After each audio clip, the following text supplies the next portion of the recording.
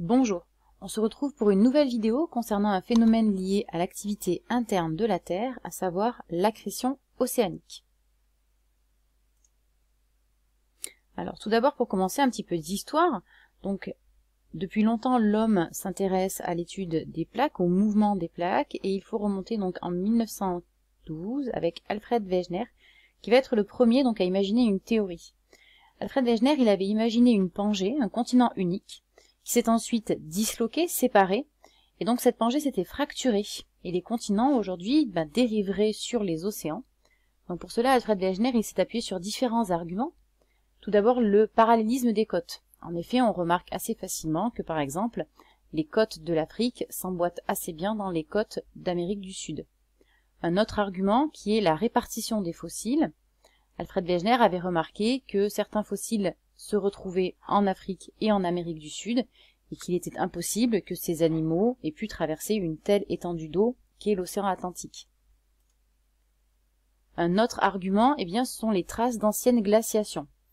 Là aussi, Alfred Wegener avait remarqué qu'on trouve les mêmes glaciations en Amérique du Sud, en Afrique, en Inde, en Australie, et que donc cela témoignait d'un regroupement de ces continents à un moment donné, donc le fameux continent unique, la Pangée.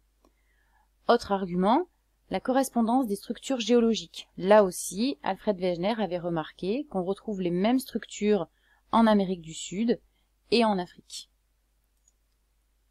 Donc Alfred Wegener, en 1912, avait donc établi ce qu'on appelle la théorie de la dérive des continents, donc avec à la base un continent unique, la Pangée, qui se serait disloqué. Alors, n'ayant jamais pu expliquer les mécanismes à l'origine de ces mouvements, sa théorie n'a pas été approuvée, elle n'a pas été retenue.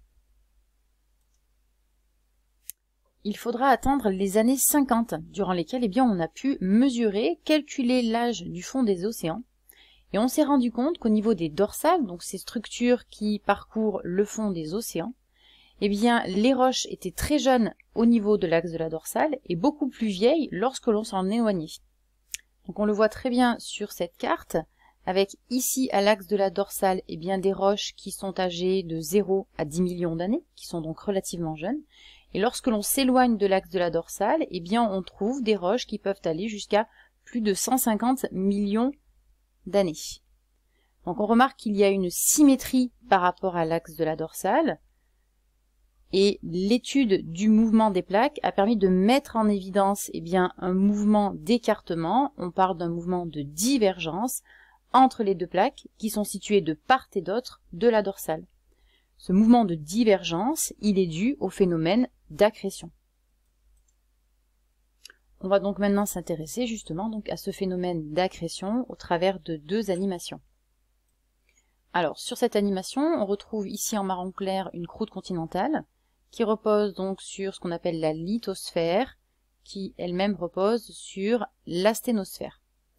Donc lorsque deux plaques s'éloignent l'une de l'autre, la lithosphère va être plus fine, plus fragile au niveau donc de la rupture, de la séparation, et donc la pression va diminuer, ce qui va permettre aux roches du manteau asténosphérique de fondre, entraînant la formation de magma. Ce magma ainsi formé remonte à la surface pour donner naissance à un volcanisme de type effusif. Et au fur et à mesure des éruptions, les roches les plus jeunes se retrouvent à l'axe de la dorsale, alors que les roches les plus âgées vont s'éloigner de plus en plus de la dorsale. Alors le fond de l'océan va donc s'agrandir. On parle également d'expansion océanique. Alors on retrouve à nouveau une animation sur l'accrétion. On retrouve au milieu, au fond de l'océan, la dorsale, la croûte océanique, la lithosphère et l'asténosphère. Donc on le rappelle, il y a formation de magma qui remonte à la surface.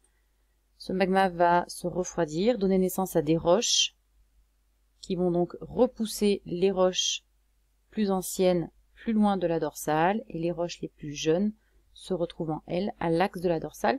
On voit très bien sur l'animation que l'océan qui était présent au début de l'animation était petit et qu'au fur et à mesure, cet océan s'agrandit. Et donc, la dorsale correspond bien à la séparation entre deux plaques lithosphériques qui s'écartent. On a donc bien un mouvement de divergence. Donc au niveau de la dorsale, on a un volcanisme de type effusif qui va également être à l'origine de deux phénomènes un petit peu particuliers. Tout d'abord, ce qu'on appelle les basaltes en coussin. Donc au niveau des dorsales, la lave chaude qui arrive aux alentours de 1000-1200 degrés, eh bien au contact de l'eau froide, va refroidir sous la forme de boules solides. On appelle ça donc des laves en coussin ou encore pilolava.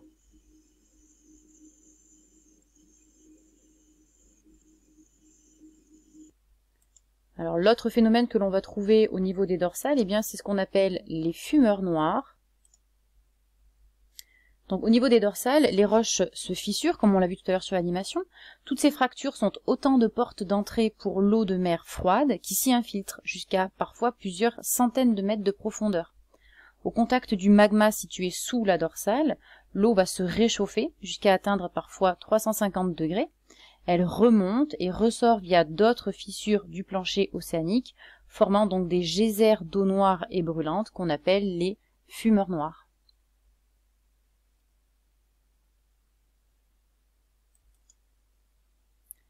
Alors pour conclure, eh bien, donc, au niveau d'une dorsale, il y a ce qu'on appelle l'accrétion océanique, c'est-à-dire la formation du plancher océanique par remontée du magma. Les roches nouvellement formées, basalte ou gabbro, constituent donc la nouvelle lithosphère océanique et elles repoussent les roches plus anciennes de part et d'autre de la dorsale. Les deux plaques qui sont présentes au niveau d'une dorsale s'écartent donc. On parle d'un mouvement de divergence. J'espère que cette vidéo vous a plu et que j'ai été suffisamment claire. Je vous remercie de votre attention et je vous dis au revoir.